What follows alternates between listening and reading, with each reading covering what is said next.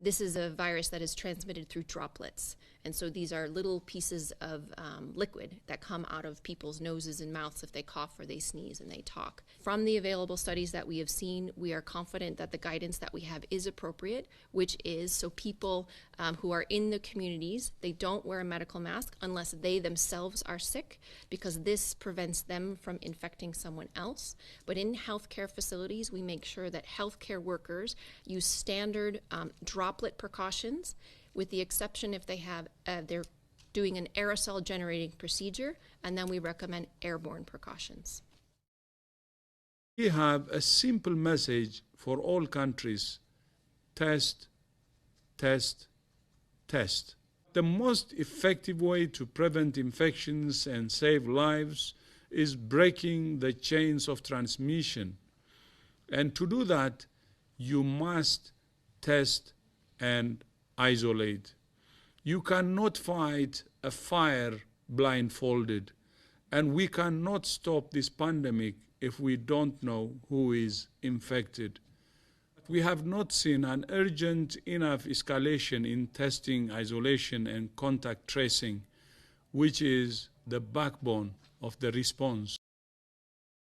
We're deeply concerned both by the alarming levels of spread and severity and by the alarming levels of inaction.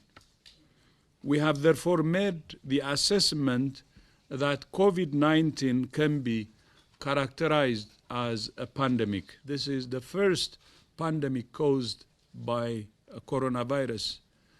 And we have never before seen a pandemic that can be controlled at the same time. We cannot say this loudly enough or clearly enough. All countries can still change the course of this pandemic. We're in this together to do the right things with calm and protect the citizens of the world.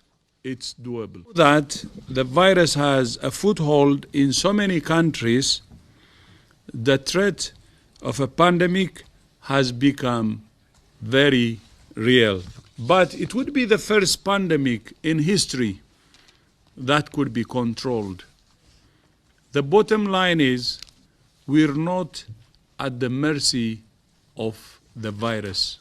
The great advantage we have is that the decisions we all make as governments, businesses, communities, families, and individuals can influence the trajectory of this epidemic. Let hope be the antidote to fear.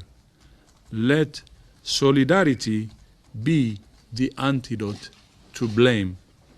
Let our